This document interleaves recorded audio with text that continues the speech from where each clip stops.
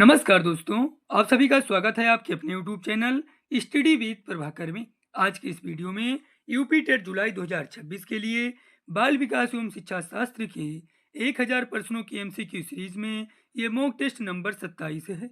इसके पहले 26 mock test upload हो चुके हैं, जिसे आप प्लेलिस्ट में जाकर देख सकते हैं। इस वीडियो में टोटल 20 प्रश्न हैं। इन 20 प्रश्नों में से आपके कितने प्रश्न सही होते हैं हमें कमेंट करके जरूर बताएं। और वीडियो अच्छा लगे तो वीडियो को लाइक करें और चैनल पर पहली बार हो तो चैनल को सब्सक्राइब करें। आइए आज की वीडियो को शुरू करते हैं। इसके पहले 580 प्रश्न हो चुके हैं। आइए 580 प्रश्नों के आगे के प्रश्नों को देखते हैं। लॉरेंस कोहलबर्ग के सिद्धांत के अनुसार किसी कार्य को इसीलिए करना क्योंकि दूसरे इसे स्वीकृति देते हैं नैतिक विकास के चरण को दर्शाता है। प्रथा पूर्व, उत्तर प्रथागत, प्रथागत, अमूर्त, संक्रियात्मक।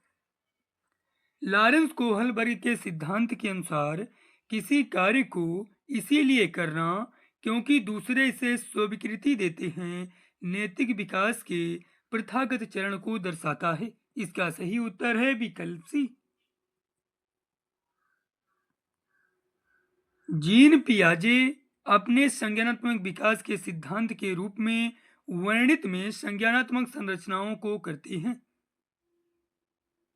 स्कीमा, उद्दीपक अनुक्रिया संबंध, विकास का समीपस्थ क्षेत्र, मनोवैज्ञानिक उपकरणों। जीन पियाजे अपने संज्ञानात्मक विकास के सिद्धांत के रूप में स्कीमा को वर्णित करते हैं। इसका सही उत्तर है विकल्प ए। लेब-वाइगोत्स्की का सामाजिक सांस्कृतिक परिपेक्ष अधिगम प्रक्रिया में महत्व पर जोर देता है। सांस्कृतिक उपकरण, गुणारोपण, अभिप्रेरणा, संतुलीकरण। लेब-वाइगोत्स्की का सामाजिक सांस्कृतिक परिपेक्ष अधिगम प्रक्रिया में सांस्कृतिक उपकरण के महत्व पर जोर देता है। इसका सही उत्तर है विकल्प ए। जन्म से किशोरावस्था तक बच्चों में विकास किस क्रम में होता है? अमूर्त, सांवेदिक, मूर्त, सांवेदिक, मूर्त, अमूर्त, मूर्त, अमूर्त, सांवेदिक, अमूर्त, मूर्त, सांवेदिक। जन्म से किशोरावस्था तक बच्चों में विकास सांवेदिक, मूर्त, अमूर्त के क्रम में होता है। इसका सही उत्तर है विकल्प बी। जीन पियाजे के संज्ञानात्मक विकास के सिद्धांत में पूर्व संक्रियात्मक अवस्था में विकास का मुख्य गुण क्या होता है? अमूर्त सोच का विकास, विचार सोच में केंद्रीकरण, परिकल्पित निगमनात्मक सोच, संरक्षण पदार्थों को क्रमबद्ध करने की क्षमता। जीन पियाजे के संज्ञानात्मक विकास के सिद्धांत में पूर्व संक्रियात्मक अवस्था में विकास का मुख्य गुण विचार सोच में केंद्रीकरण होता है। इसका सही उत्तर है विकल्प बी।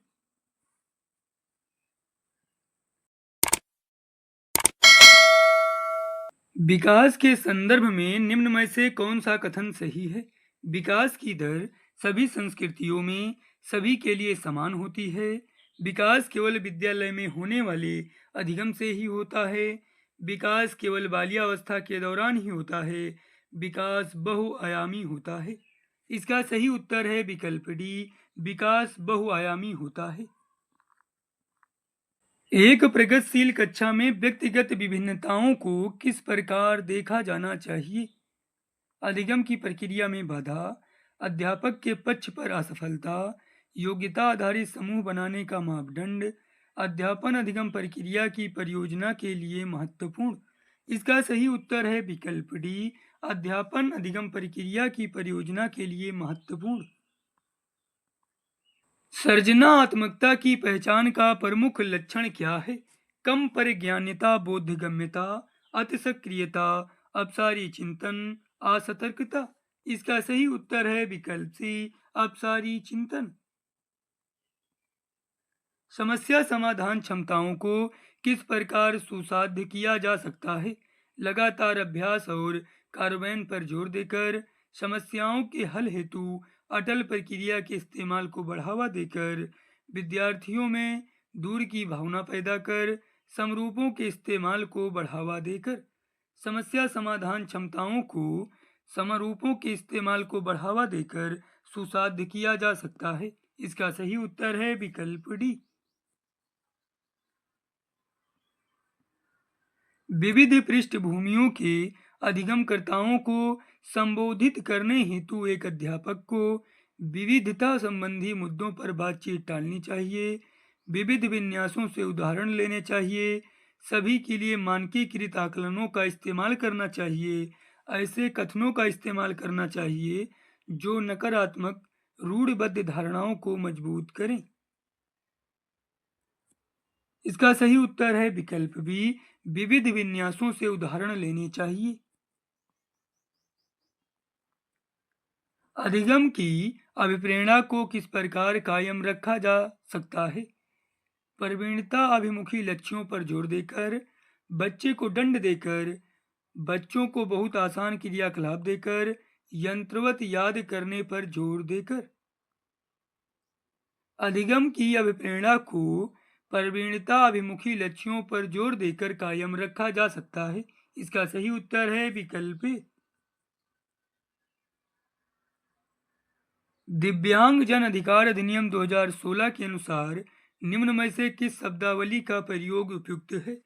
छात्र जिसे शारीरिक दिव्यांगता है, विकलांग छात्र, मंदित छात्र, छात्र जिसका अशक्त शरीर है। इसका सही उत्तर है विकल्प ए, छात्र जिसे शारीरिक दिव्यांगता है।